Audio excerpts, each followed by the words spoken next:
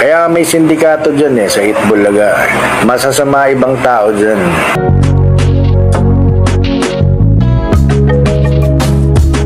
Tito Sen, ang dami mo na naman na pinalabas na yung mga bayaran mo na sa mga vloggers, Tito Sen. Gusto mo talaga ng Tito Sen, gusto mo talagang laglagan?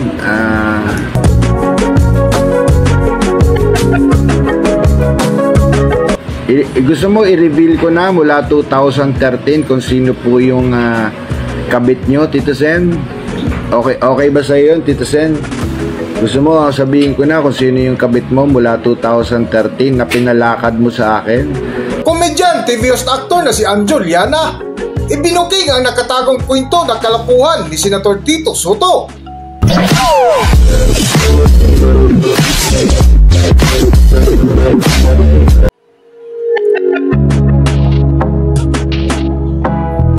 Welcome back to Philippine Celebrity Broadcast. Ilang taon na nga ang lumipas matapos mag-resign sa noontime show na Itbulaga. Ang komedyan TV host actor na si Anjol Llana ay pinili na muna nito ang pananahimik sa pribadong buhay. Ngunit sa kabila ng kanyang pananahimik ay tila lumabas ngayon sa publiko at nagsalita na para sa ipinaglalaban niyang paninindigan bilang ordinary citizen, na kung saan naglabas ng saloobin ukol sa mga nagaganap ngayon sa ating bayan, lalo na sa kontrobersya ng maanumalyang flood control projects na isa nga sa kanyang binatikos ang pamumuno ngayon ni Pangulong Bongbong Marcos Jr. na idina niya sa biro. Matay na daw lahat ng kurakot. Ang tindi nun. Baka magkatotoo. Kaya nananawagan ako kay Miss Cara David. Sa susunod na birthday mo, iba na lang hingin mo. Wala ni isa namatay. Nakatakas. May mga nakatakas. Pero walang namatay. Kaya sayang naman yung birthday wish mo. Sana mamatay lahat ng kurakot. Pero makikita mo yung galit ni Cara David. I'm sure sa buong Pilipinas, yan na rin ang sigaw nila. Yan na rin ang sentimento nila na ano ba itong nangyayari sa bansa natin na nagiging kurakot country, di ba? Tapos yun nga, habang tumatagal, talagang si President PBBM, saludo po ako sa iyo. Ikaw ang pinakamalinis na presidente sa history ng Pilipinas at sa mundo.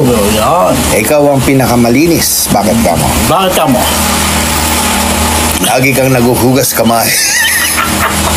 Ano may yung commercial nun? Safeguard. Safeguard para kahit maghapon, malinis pa din. 99% germs. Tanggal.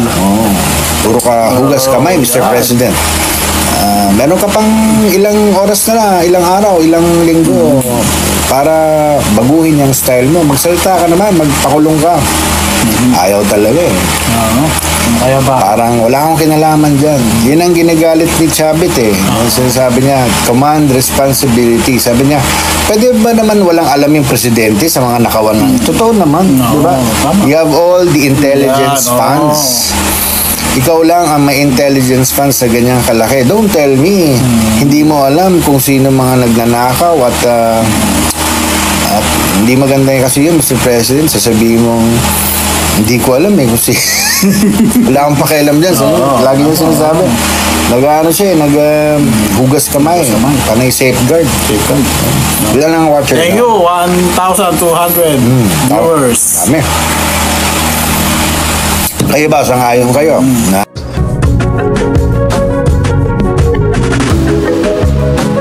Bukod dito hindi rin nakaligtas kay Anjol Llana ang mga kasama nito sa pinanggalingang noontime show na Itbulaga, na kung saan ibinulgar nito ang sindikato sa loob ng nasabing programa nang minsan may lumapit sa kanya na umiyak na kasamahan sa trabaho. Nag-spill na ako ng isang tea. Si Director Bert Belion mula 1979 ay director ng Itbulaga. Bago namatay, umiiyak sa akin. Kasi pinagsasaksak siya sa likod, siniraan siya para matanggal siya bilang direktor. Pati yung asawa niya, yung naiwan niyang asawa, umiiyak sa akin dahil winalang hiya siya. Oo, plinano. Kaya may sindikato dyan sa Itbulaga. Masasama ibang tao dyan. Mga trader dyan sa loob na maraming binenta dyan sa loob sa loob ng Itbulaga. Ewan ko kung alam ng boss dyan. Ako kasi tahimik lang ako. Tahimik lang ako dyan. Kapag kinuwento ko sa'yo yung mga kalokohan dyan sa Itbulaga, magsara yung istasyon.